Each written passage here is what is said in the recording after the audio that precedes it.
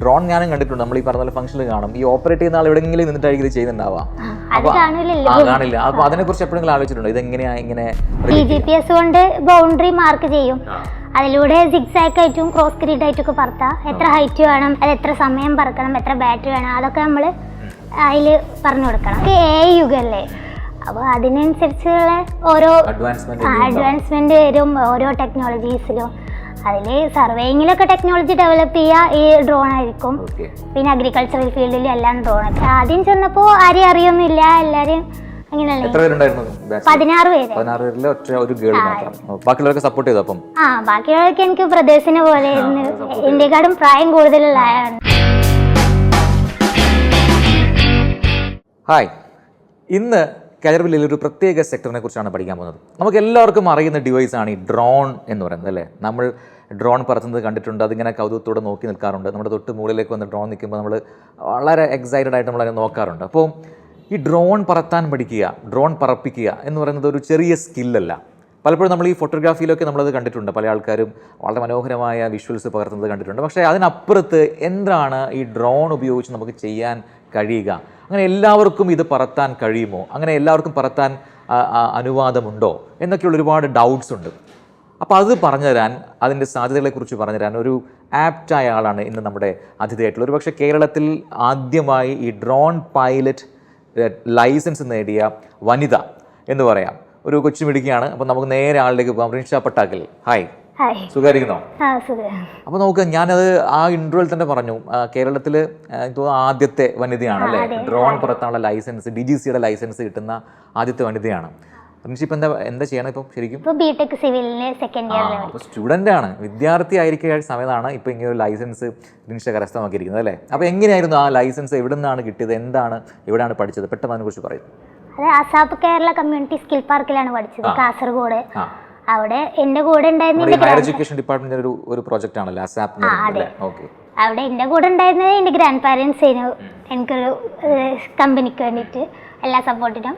പിന്നെ അവിടെ അസാപ്പിൽ തന്നെ AUAS എന്ന് പറഞ്ഞ പ്രൈവറ്റ് ലിമിറ്റഡ് ആണ് അതിന് ട്രെയിനിങ് തരുന്നത്.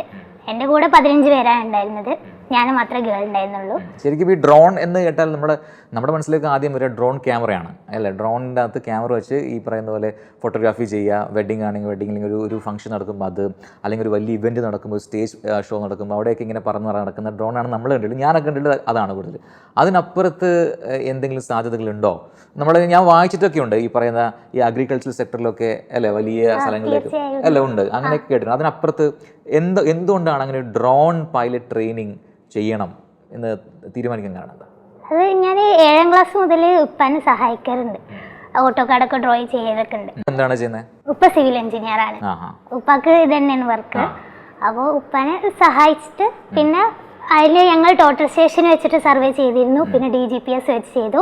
അതിൻ്റെ അപ്ഗ്രേഡ് വെർഷനായിട്ട് ഡ്രോൺ പറഞ്ഞ സർവേയിങ്ങിന് സാധ്യത ഉണ്ടെന്ന് പറഞ്ഞിട്ട് ഉപ്പയാണ് എനിക്ക് പറഞ്ഞത്.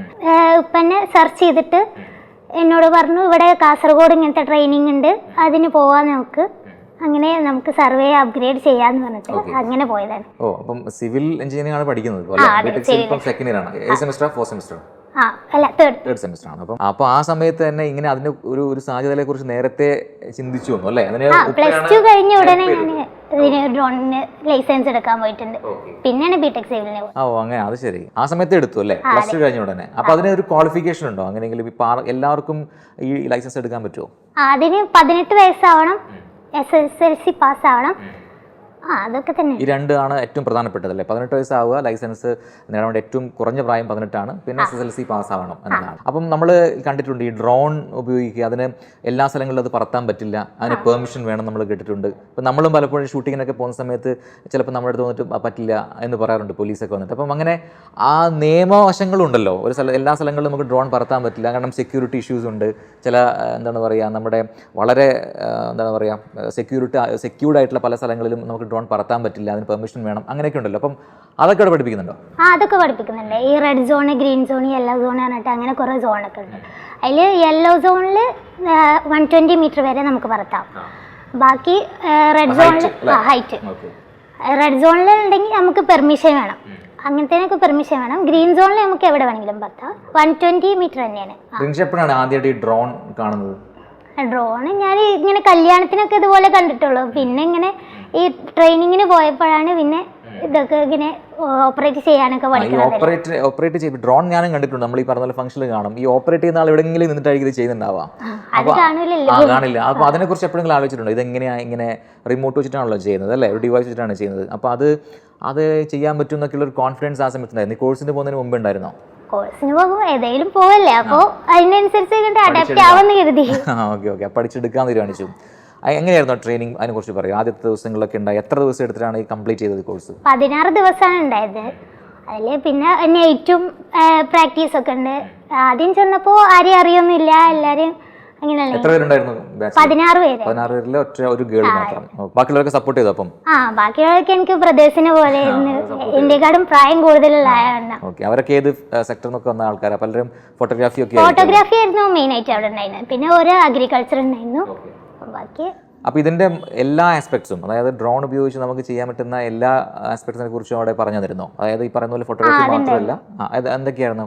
ആദ്യം ഡ്രോണിന്റെ റൂൾസ് ഒക്കെയാണ് പറഞ്ഞത്. പിന്നെ ഡ്രോണിന്റെ മാനുഫാക്ചറിങ് എങ്ങനെയാണ്, അതിന്റെ ടെക്നിക്കൽ വർക്ക്സ് എങ്ങനെയാണ്, അതെല്ലാം പറഞ്ഞു. പിന്നെ സർവേയിങ് ലാസ്റ്റാണ് എടുത്തത്. പിന്നെ ഫോട്ടോഗ്രാഫീൻ്റെ ഓരോ ഷോട്ട്സ് എങ്ങനെ എടുക്കാം അതെല്ലാം ഉണ്ട്. പിന്നെ അഗ്രികൾച്ചറൽ ഫീൽഡിലുള്ളതുണ്ട്. എല്ലാം അവിടെ എല്ലാത്തിനും ബേസ് പറഞ്ഞിട്ടുണ്ട്. അപ്പം ഇത് ഓപ്പറേറ്റ് ചെയ്യാൻ തുടങ്ങിയത് എപ്പോഴാണ്? ഈ കോഴ്സ് തുടങ്ങിയത് എത്ര ദിവസം തൊട്ടാണ്? കോഴ്സ് കഴിഞ്ഞിട്ട് ഒരു 4-5 ദിവസം കഴിഞ്ഞിട്ടാണ് ഓപ്പറേറ്റിംഗ്. ആദ്യം നമ്മൾ കമ്പ്യൂട്ടറിലെ സോഫ്റ്റ്വെയറിലാണ് ഓപ്പറേറ്റ് ചെയ്തത്, സിമുലേറ്ററിൽ. പിന്നെ ഗ്രൗണ്ടിൽ കൊണ്ടുപോയി അവിടെ ഓപ്പറേറ്റ് ചെയ്യും. അപ്പൊ അത് ട്രെയിനിങ്ങിലൂടെ ഉണ്ടായ ഒരു സ്കില്ലാണ്.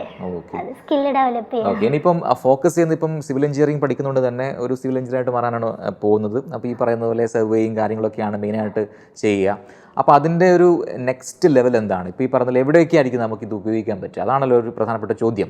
ഇപ്പോൾ സർവേയിങ്ങിന് നമ്മളിപ്പോൾ നിലവിൽ ഉപയോഗിക്കുന്ന ഒരുപാട് ടെക്നോളജീസ് ഉണ്ട്. ഇപ്പോൾ ഈ ടോട്ടൽ സ്റ്റേഷൻ എന്നൊക്കെ പറയുന്ന പോലുള്ള സംവിധാനങ്ങളുണ്ട്. അപ്പോൾ അതിനപ്പുറത്ത് എന്താണ് ഡ്രോൺ വന്നു കഴിഞ്ഞാലുള്ള ഗുണം? ഡ്രോൺ വന്നാൽ ഞങ്ങൾ മെയിനായിട്ട് മൈനിങ്ങിൽ ക്വാണ്ടിറ്റി സർവേയിങ് ആണ് ചെയ്യുന്നത്. അതിൽ ആക്യുറേറ്റും എഫിഷ്യൻറ്റും ആയിട്ട് കിട്ടുക ഡ്രോൺ സർവേ ആണ്. DGPS വെച്ചിട്ട് ചുറ്റോറൊന്ന് നടന്നിട്ട് ബൗണ്ടറി നമ്മൾ കാൽക്കുലേറ്റ് ചെയ്യും. എന്നിട്ട് അത് സോഫ്റ്റ്വെയറിൽ ഇട്ട് കൊടുത്താൽ ഡ്രോൺ ഓട്ടോമാറ്റിക്കായിട്ട് സർവേ ചെയ്ത് വരും. അത് വേറൊരു സോഫ്റ്റ്വെയറിൽ ഇട്ടാൽ അതിന്റെ 3D മാപ്പ് കിട്ടും. ഇപ്പോൾ അജി സോഫ്റ്റ് ആണ് ഞങ്ങൾ ഉപയോഗിക്കുന്നത്. ഡ്രോൺ പറത്താൻ DMO പറഞ്ഞിട്ടുള്ളത്. ഡ്രോൺ കോമ്പാറ്റബിൾ ആണ് അല്ലേ ഈ സോഫ്റ്റ്വെയർ ആയിട്ട്? അത് ഓക്കെ ആണ്. ഓക്കെ. അപ്പോൾ നമ്മൾ ഒരു തവണ ഒരു കമാൻഡ് കൊടുത്തു കഴിഞ്ഞാൽ ഈ പോയിട്ട് ഓട്ടോമാറ്റഡ് ആണ്. ഓക്കെ. അതെങ്ങനെയാണ്? അത് ഓരോ കോർഡിനേറ്റ്സ് മാർക്ക് ചെയ്തിട്ടാണോ നിങ്ങൾ ഏരിയ കാൽക്കുലേറ്റ് ചെയ്യുക? DGPS കൊണ്ട് ബൗണ്ടറി മാർക്ക് ചെയ്യും. അതിലൂടെ സിഗ്സാഗ് ആയിട്ടും ക്രോസ് ഗ്രിഡ് ആയിട്ടും ഒക്കെ പറത്താം. എത്ര ഹൈറ്റ് വേണം, അത് എത്ര സമയം പറക്കണം, എത്ര ബാറ്ററി വേണം, അതൊക്കെ നമ്മൾ അതിൽ പറഞ്ഞു കൊടുക്കണം. അങ്ങനെ അത് പറന്നു വരും. പിന്നെ നമ്മൾ പ്രോസസ്സ് ചെയ്യണം. അത് ആ സോഫ്റ്റ്വെയറിലിട്ട് പ്രോസസ്സ് ചെയ്ത് 3D മാപ്പ് കിട്ടും. അത് വെച്ചിട്ട് നമുക്ക് ക്വാണ്ടിറ്റി നോക്കാം. ഓരോ സെക്ഷൻ വരച്ചാൽ അതിൽ എത്ര ക്വാണ്ടിറ്റി അവിടെ നിന്ന് മൈൻ ചെയ്തെടുത്തിട്ടുണ്ടെന്നൊക്കെ അങ്ങനെ സ്റ്റെപ്പ് ബെഞ്ചായിട്ടുള്ള കാൽക്കുലേഷൻ ഒക്കെ നടത്താം. ഓക്കെ. റിൻഷ, എനിക്ക് തോന്നുന്നു സംസാരിക്കുമ്പോൾ ഇപ്പോൾ BTech 3rd സെമസ്റ്ററിൽ പഠിക്കുന്ന കാര്യങ്ങളെക്കാളും കൂടുതൽ കാര്യങ്ങൾ എനിക്ക് അറിയാം. അത് പക്ഷേ ഉപ്പ പറഞ്ഞു തന്നായിരിക്കും അല്ലേ? ഉപ്പയുടെ ഇറ്റ്സ് വെരി ഗുഡ്. എന്തായാലും ഇനി ഒരുപാട് സെമസ്റ്റേഴ്സ് ഉണ്ടല്ലോ ബാക്കി. അപ്പൊ അതിനു മുമ്പേ നേരത്തെ ഇതൊക്കെ പഠിച്ചു കഴിഞ്ഞു. ക്വാറി മൈനിങ്ങും അവിടുത്തെ ഏരിയ കാൽക്കുലേഷനും കാര്യങ്ങളൊക്കെ അല്ലേ? അപ്പൊ അത് എല്ലാം സോഫ്റ്റ്വെയറിലാണ് ചെയ്യുന്നത് അല്ലേ?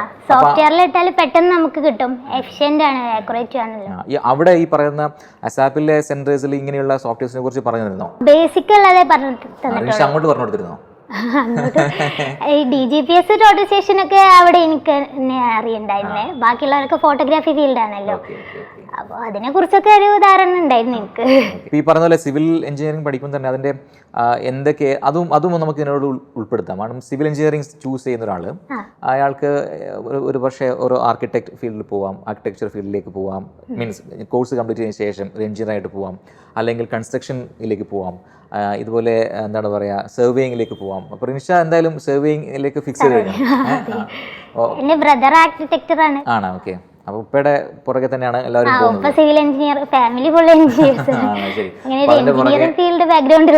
ഓക്കെ. കാൽക്കുലേഷൻസ്, മാത്തമാറ്റിക്സ് അതും ഇഷ്ടാവണ്ടേ ശരിക്കും? സാധാരണ എല്ലാവർക്കും മാത്സ് പേടിയാണ്. മാത്സ് ഓക്കെയാണ്. അതെ, ഈ സോഫ്റ്റ്വെയറിൽ ഇട്ടാൽ പെട്ടെന്ന് തന്നെ കിട്ടും. ബാക്കി കാൽക്കുലേഷൻ ഒക്കെ എല്ലാതും ഓക്കെയാണ്. ഇപ്പം ഞാനെൻ്റെ എന്താണ് പറയുക സ്റ്റുഡൻറ്റ് എഞ്ചിനീയറിംഗ് എന്നുള്ള കാര്യം ഞാൻ വിട്ടു, ഒരു പ്രൊഫഷണലായിട്ട് ഞാൻ കാണുക. ഇപ്പോൾ ഈ പറയുന്ന പോലെ ഡ്രോൺ ഉപയോഗിച്ചിട്ടുള്ള ഒരു ഏരിയ കാൽക്കുലേഷൻ അല്ലെങ്കിൽ ഒരു സർവേയിങ്ങും സാധാരണ നമ്മുടെ ടോട്ടൽ സ്റ്റേഷനും ഒക്കെ നോക്കുകയാണെങ്കിൽ ഈ ടൈം വെച്ച് അതിനെങ്ങനെയാണ് ഡിഫറൻഷ്യേറ്റ് ചെയ്യുക? എത്ര ടൈം? ടോട്ടൽ സ്റ്റേഷന് DGPS ഒക്കെ വെച്ച് നോക്കുകയാണെങ്കിൽ അത് ഭയങ്കര ടൈം കൺസ്യൂമിംഗ് ആണ്. ഇത് ഡ്രോൺ വെച്ചിട്ടാണെങ്കിൽ നമുക്ക് 1 മണിക്കൂറിനുള്ളിൽ ഫ്ലൈ ചെയ്ത് കഴിഞ്ഞാൽ പിന്നെ പ്രോസസ്സ് ചെയ്യാൻ ഒരു 1-2 മണിക്കൂർ എടുത്താൽ മതി. ബാക്കിയൊക്കെ അതിന് നേരെ കിട്ടും. അപ്പോൾ ഈ സോഫ്റ്റ്വെയറിൽ തന്നെ നമുക്ക് അതിൻ്റെ പ്രിന്റഡ് ഔട്ട്പുട്ട് വേണമെങ്കിൽ കിട്ടും അല്ലേ? മാർക്കിങ്ങും കാര്യങ്ങളൊക്കെ ആയി ഒരു ടേബിളിലൊക്കെ കൃത്യമായിട്ട് നമുക്ക് എത്രയാണ് ഏരിയ എന്നൊക്കെ വിത്തിൻ എന്താണ് അവർ അല്ലേ? ഇത് നമ്മൾ കുറേ കാൽക്കുലേറ്റ് ചെയ്യേണ്ടി വരും ടോട്ടൽ സ്റ്റേഷൻ DGPS ഒക്കെ വെച്ചിട്ട്. ഇത് ഓട്ടോമാറ്റിക് സോഫ്റ്റ്വെയർ തന്നെ ഔട്ട്പുട്ട് തരുന്നതുകൊണ്ട് അത് സിമ്പിളാണ്. ഓക്കെ. ഇപ്പം നിലവിൽ എനിക്ക് തോന്നുന്നു അങ്ങനെ ഈ ഡ്രോൺ ഉപയോഗിച്ചൊക്കെ ഇത്തരത്തിലുള്ള കാൽക്കുലേഷൻസും ഏരിയ കാൽക്കുലേഷനും സർവിങ് ഒക്കെ ചെയ്യുന്ന ഫേംസും കമ്പനീസൊക്കെ വളരെ കുറവാണ് അല്ലേ? കാരണം ഇത് റെഡിയായി വരുന്നേ ഉള്ളൂ അല്ലേ? അപ്പോൾ അതിന് ഇനി എന്താണ് റിനിഷയ്ക്ക് തോന്നുന്നത്? ഇനി ഇപ്പോൾ അടുത്ത വരാൻ പോകുന്ന കാലഘട്ടത്തിൽ നമ്മൾ ടെക്നോളജി പഠിക്കുന്ന ആളാണ്, അപ്പോൾ ഇനി വരാൻ പോകുന്ന കാലഘട്ടത്തിൽ ഇതിൻ്റെ സാധ്യതകൾ എത്രയാണ്? അപ്പം ഒരുപാട് പേര് സിവിൽ എഞ്ചിനീയറിംഗ് പഠിക്കുന്ന ആൾക്കാരുണ്ടാവും, നമ്മുടെ പ്രോഗ്രാം കണ്ടുകൊണ്ടിരിക്കുന്നുണ്ടാവും. അപ്പം റിനിഷയെ പോലെ ഇതുപോലെ സിവിൽ എഞ്ചിനീയറിംഗ് എടുത്ത് മുന്നോട്ട് പോകുന്ന ആൾക്കാരോടൊക്കെ എന്താണ് പറയാനുള്ളത്? ഇനി വരുന്നതൊക്കെ AI യുഗല്ലേ, അപ്പോൾ അതിനനുസരിച്ചുള്ള ഓരോ അഡ്വാൻസ്മെന്റ് വരും ഓരോ ടെക്നോളജീസിലും. അതിൽ സർവേയിങ്ങിലൊക്കെ ടെക്നോളജി ഡെവലപ്പ് ചെയ്യുക ഈ ഡ്രോൺ ആയിരിക്കും. പിന്നെ അഗ്രികൾച്ചറൽ ഫീൽഡിലും എല്ലാം ഡ്രോണൊക്കെ ഉണ്ടാകും. സിവിൽ എഞ്ചിനീയേഴ്സിനോടാണെങ്കിൽ ഇത് സർവേയിങ്ങിനൊക്കെ ഇത് ബെസ്റ്റാണ്. പിന്നെ സൈറ്റ് ഇൻസ്പെക്ഷൻ അങ്ങനത്തേനൊക്കെ ഡ്രോൺ തന്നെയാണല്ലോ നമുക്ക് എത്തിപ്പെടാൻ പറ്റാത്ത സ്ഥലങ്ങളിലൊക്കെ വളരെ പെട്ടെന്ന്. ഓക്കെ, എനിക്ക് തോന്നുന്നത് ഗവൺമെന്റ് സെക്ടേഴ്സിൽ വരാൻ പോവാണെന്ന് തോന്നുന്നു അല്ലേ? ഗവൺമെന്റ് ഓർഡർ ഇറക്കിക്കൊണ്ടിരിക്കുന്നുണ്ട്, അത് പ്രാവർത്തികമായിക്കൊണ്ട് വരുന്നുള്ളൂ. കാരണം അതിന്റെ ടെക്നീഷ്യൻസ് വേണം, റിൻഷിയെ പോലുള്ള എക്സ്പേർട്സ് വേണം അല്ലേ? എങ്കിൽ മാത്രമേ ചെയ്യാൻ പറ്റുള്ളൂ. അപ്പോൾ അതിന് എന്തെങ്കിലും അത്തരം കാര്യങ്ങളെ കുറിച്ച് അന്വേഷിച്ചിട്ടുണ്ടോ? അപ്പോൾ ഗവൺമെന്റ് സെക്ടറിൽ തന്നെ സർവേയിങ് ഒക്കെ വരാൻ പോവാണെങ്കിൽ ഡ്രോൺ ഉപയോഗിച്ചുള്ള സർവേയിങ് ഒക്കെ വരാൻ പോകും, അങ്ങനെ എന്തെങ്കിലും? ഡ്രോൺ ഉപയോഗിച്ചുള്ള സർവേയിങ്ങിന് റൂൾസ് ഇറങ്ങിയിട്ടുണ്ട്, പക്ഷെ ഇത് അപ്രൂവൽ ആയിക്കൊണ്ട് വരുന്നുള്ളൂ. എല്ലാവർക്കും അംഗീകരിക്കാനൊരു ടൈം എടുക്കും.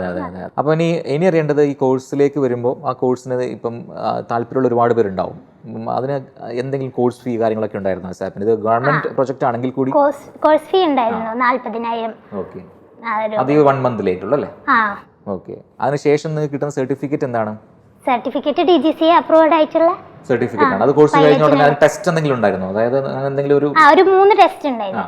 ഒന്ന് 2 ഓൺലൈനിലും 1 പേപ്പറിൽ എഴുതി. ഓക്കെ, അതൊക്കെ എന്താണ് പറയാ എൻഡിലേക്കായിരിക്കും അല്ലേ കോഴ്സ് കംപ്ലീറ്റ് ചെയ്ത ശേഷം? അല്ല, ഇതിന് ഇടയിലായിട്ട് ഓരോ വീക്കില് ഓരോ ടെസ്റ്റുകൾ. അപ്പോൾ അത് ക്ലിയർ ചെയ്ത് പോവാം. നല്ലതാണ്. Okay, fine.